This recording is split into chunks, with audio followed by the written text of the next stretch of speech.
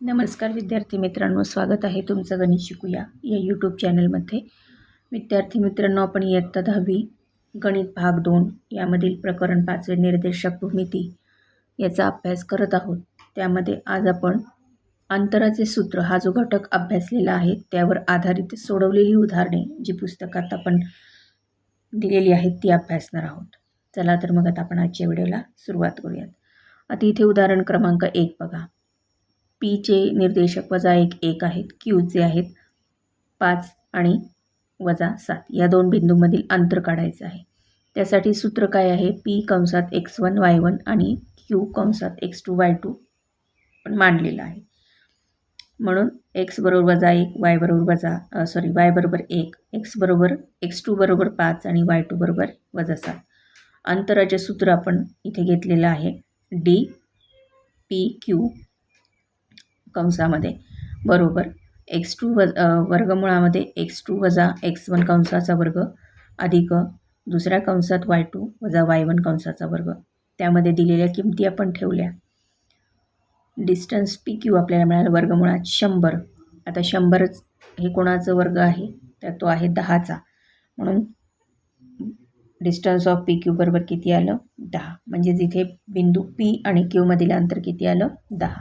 प्रमाणे इथे आता उदाहरण क्रमांक 2 एचे निर्देशक दिलेले आहेत, बीचे आणि सीचे निर्देशक दिलेले आहेत. हे तीनही बिंदू एकरेषीय आहेत हे त्यांनी आपल्याला दाखवायला सांगितलेलं आहे. मग आपण इथं distance A B, distance B C आणि डिस्टन्स ई सी यापैकी दोन अंतरांची बेरीज तिसऱ्या अंतरा एवढी असेल तर बिंदू ए बी सी हे एकरेषीय असतील. म्हणून आता distance A B, A C आणि बी सी आपण काढूयात. म्हणून इथे आता ए बिंदूचे निर्देशक -3 2 घेतलेत, बिंदू बीचे निर्देशक 1 -2 घेतलेत आणि इथं डिस्टन्स ए आणि बी कंसामध्ये त्याचं अंतराचं सूत्र आहे वर्गमुळात x2 - x1 कंसाचा वर्ग अधिक y2 - y1 कंसाचा वर्ग. त्यामध्ये आपण दिलेल्या सगळ्या किमती मांडल्या. आपल्याला डिस्टन्स ऑफ ए बी इथे मिळालेला आहे 4 वर्गमुळात 2. हे झालं विधान क्रमांक 1. डिस्टन्स बी सी मध्ये ह्या किमती सगळ्या आपण ठेवल्या अंतराच्या सूत्रामध्ये. 8 वर्गमुळात 2 हे आपल्याला काय मिळालं आहे? डिस्टन्स बी सी मिळाला. हे आहे विधान 2. त्याचप्रमाणे डिस्टन्स ए बी आपण काढून घेतला. त्याचं उत्तर मिळालं आपल्याला डिस्टन्स ए सी बरोबर 12 वर्गमुळात 2 विधान क्रमांक 3. आता ह्या तीनही विधानांवर आपण काय करतोय तर दोन अंतरांची जेव्हा आपण बेरीज करतो तेव्हा ती तिसऱ्या अंतराच्या एवढी येते. मग इथे 4 वर्गमुळात 2 अधिक 8 वर्गमुळात 2 बरोबर 12 वर्गमुळात 2 म्हणजे हे बरोबरच आलेलं आहे. डिस्टन्स ए सी बससारखंच ते आलेलं आहे. मग इथे डिस्टन्स ए बी अधिक डिस्टन्स बी सी बरोबर डिस्टन्स ए सी. म्हणूनच ए बी सी हे काय आहेत? एकरेषीय बिंदू आहे. उदाहरण क्रमांक 3. आता पी क्यू आणि आर यांचे आपल्याला त्यांनी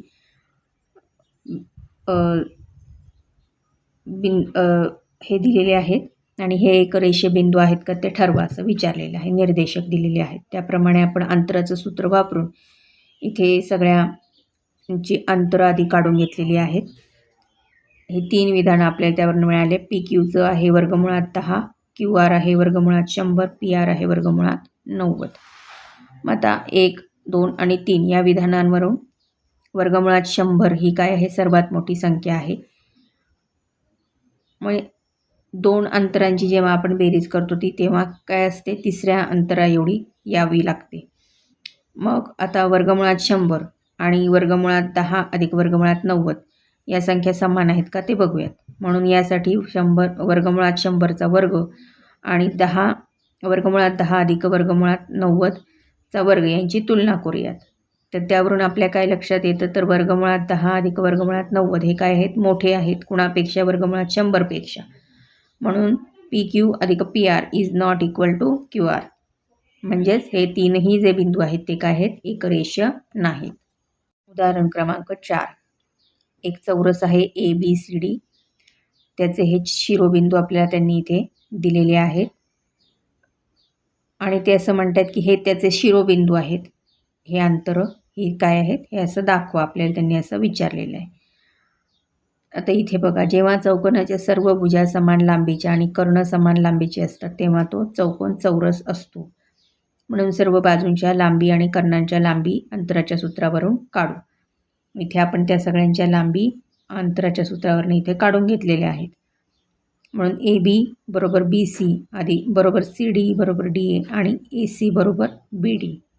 यावरून असे दिसते की चौकोनाच्या चारही बाजूंची लांबी समान आहे, तसेच दोन्ही कर्ण AC व BD यांची लांबी समान आहे. म्हणूनच हे चारही शिरोबिंदूंनी जो चौकोन तयार झालेला आहे तो चौकोन चौरस आहे.